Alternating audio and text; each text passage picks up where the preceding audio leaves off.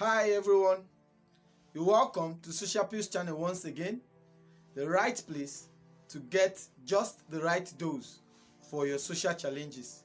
Here on Social Pills channel, I remain your chief host, Great Wonder.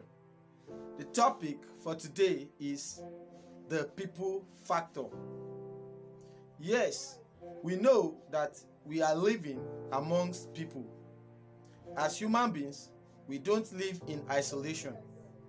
We do things with people, and without people there are very little things that we will achieve, because life has made it in such a way that human beings need to work together hand in hand to achieve whatever thing they want to achieve.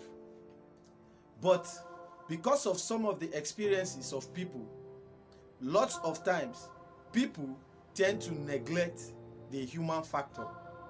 They tend to neglect the people that they are supposed to work with to achieve what they want to achieve. So if you have sought for help from somebody before, and then maybe that person did not give you that help that you need, you may use that experience to decide that you don't need people's help anymore. But that is just a setup that you have made for yourself to fail or to go less far in life. If we must go very far, we need people. We need the support of people to go that far. So if an experience have made you to think that you don't need people's help, it is just something that you have experienced that should have helped you to learn and then maybe understand how to manage yourself or manage people and the way they act.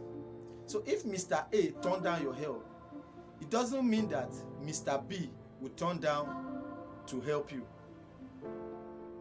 Yes, Mr. A might even turn down to help you because he might be passing through certain issues that will not allow him to assist you. Let's say you are a guy, you have a friend, and then eventually he made it into great wealth, and you have been trying to access him, but you have not really gotten that access. You see, certain people can eventually feel that, well, there is no point going there anymore. After all, I've tried to reach him, he doesn't care. No, it doesn't go that way. There are certain things that place in certain heights that because you have not really attained that height, you will not know what's happening there. So the best bet is never stop trying. We need people. We need people. You might be a student and then you think the best student in the class is pompous. Well, the only way that you can learn some of those things that you don't know yet is by trying to get one of the persons from that class or outside elsewhere that actually knows that very particular subject matter or topic to put you through. And unless that happens, you will never know it. You see, whether we like it or not, there are times that life requires us to appeal to people's conscience. You might not even know that you are acting in pride, not being submissive, not bringing yourself low to appeal to the conscience of these people that you need their help from. And you will think they are the ones that are actually proud. Personally, as a person, if you are coming to me, let's say you need something or you want me to teach you something, and I discover that you are not even willing to accept that you don't know, then I will just take it that since you are posing you know it, I'll just leave you to yourself. So that way, some people might think that you don't really want to teach them or you are feeling pompous yourself. But the attitude they put up is actually the reason why they got the result that they got. Let me share an experience. A guy met me and was like, I needed to put him through on how to do a checklist on vehicle. But what happened was that he was not even allowing me to talk. He was interjecting, like trying to tell me that yes, he knows this one, he does it. And I told him that means we are not supposed to be here. If you already know these things, then why are we coming here? We don't need to come here. Let me just leave it. And then I felt like I was done with him. You see, our attitude when we are actually in need can go a long way to determine whether we get what we actually need or not. It plays in the society today, it plays in the family, it plays in schools, at workplaces, and it is just everywhere. You might be that person. You have a younger brother or a younger sister, or an elder brother or an elder sister, and then you needed something and you are not even showing that you are coming for help. You are feeling that he's my brother, I don't need to beg him.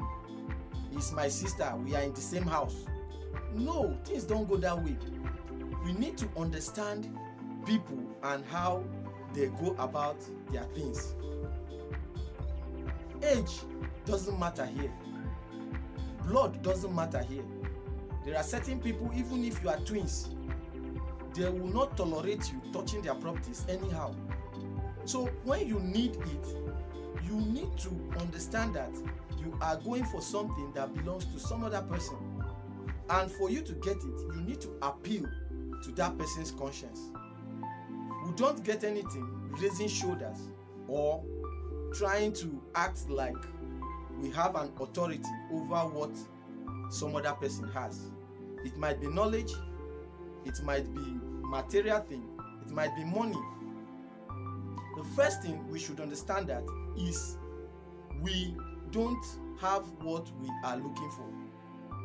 We need it, and this thing is available to some other person. So the only way to get it is by appealing to that person's conscience and making the person see reasons why you need it. If it is not going to be that way, that's the only reason why other people will tend to steal. Even on social media today, you see people's content being stolen. An actor the other day was crying that another person used his content to open I think a Facebook handle and was managing it as if he was the one. This is stealing.